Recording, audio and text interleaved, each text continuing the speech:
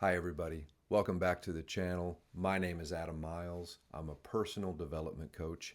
And today I want to share with you a reflection that might sound unusual at first, an exercise in writing your own obituary.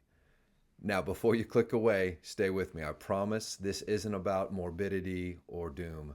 It's actually about clarity, gratitude, and freedom. So I'm somewhere a bit beyond the 50-yard line of life. There's a good bit behind me, and I hope there's a good bit of life ahead of me.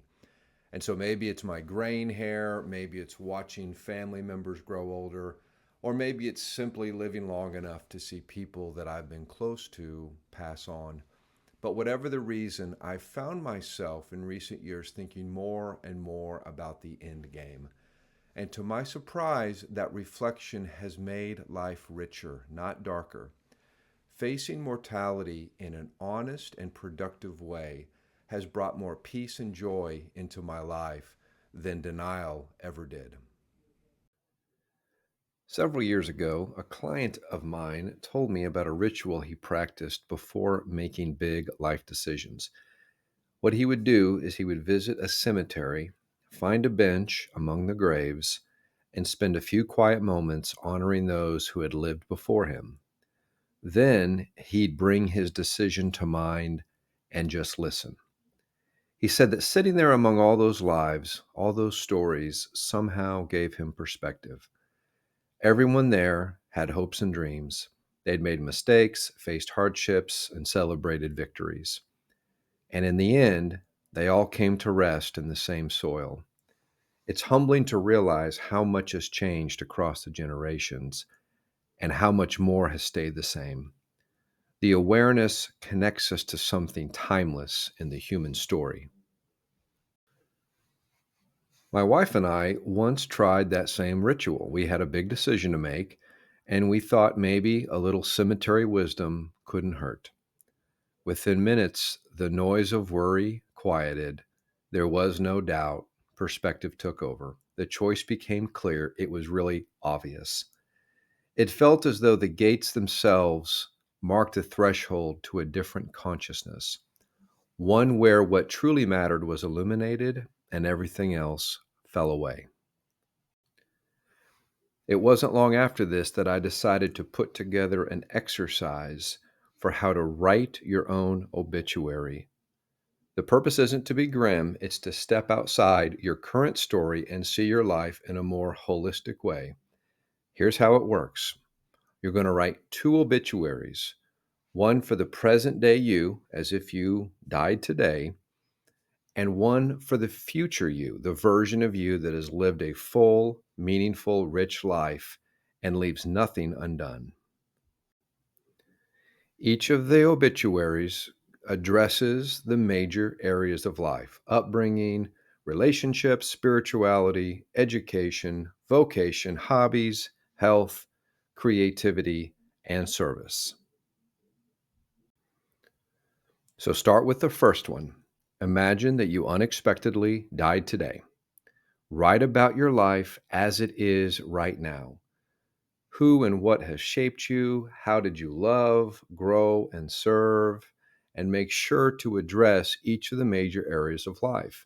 This is your honest self assessment, so don't be too harsh, but also don't be too lenient. This is a snapshot of the life that you're living today. So when you're done with the present day obituary, you'll write the second. This is where you'll imagine you live a full, beautiful, long, complete life with very few regrets. Write it as though it has already happened. What kind of person did you become? How did you spend your time? Who did you love? How did you serve? Let this obituary reflect your highest aspirations, the way you want to be remembered, and more importantly, the way you want to live. When you finish both of them, compare them. The space between becomes your roadmap. This is the distance between who you are and what you want to be. It shows you where you need to grow, what you want to release, and where to give more of yourself. As a follow up to the two obituaries, you can then create a simple life plan.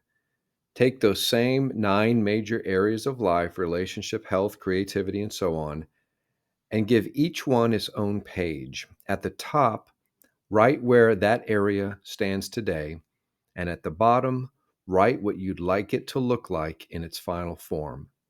Then brainstorm the steps in between, practical, measurable actions that can move you towards the life that you want to live. There's an old Tim McGraw song that sums up this perfectly. The song's title is Live Like You Were Dying. The song tells a story of a man who, after a terminal diagnosis, begins to live life the way he'd wished he'd been living it all along, forgiving people, taking risks, saying what he means, loving fully. And that is the essence of this exercise, that you don't have to wait for tragedy or time to run short to live clearly and intentionally. You can do it right now. Whether you ever sit down and write your own obituary or not, I hope this idea stays with you. We can't avoid the fact that life is finite, but we can let that truth refine us instead of frighten us. Because when we face death honestly, we begin to truly live. As Carl Jung once said, what we do not make conscious comes to us as fate. Writing your own obituary is one of the ways to make your life more conscious, of seeing the arc of your story clearly and shaping it while there's still time. So maybe today, carve out an hour, sit somewhere quiet, reflect, write, dream. And as the song says, I hope someday you get the chance to live like you were dying. If this video resonated with you, I invite you to subscribe to the channel for more reflections like this. And maybe consider sharing your experience of this exercise in the comments below. You never know whose reflection it might inspire. Thanks so much and take care.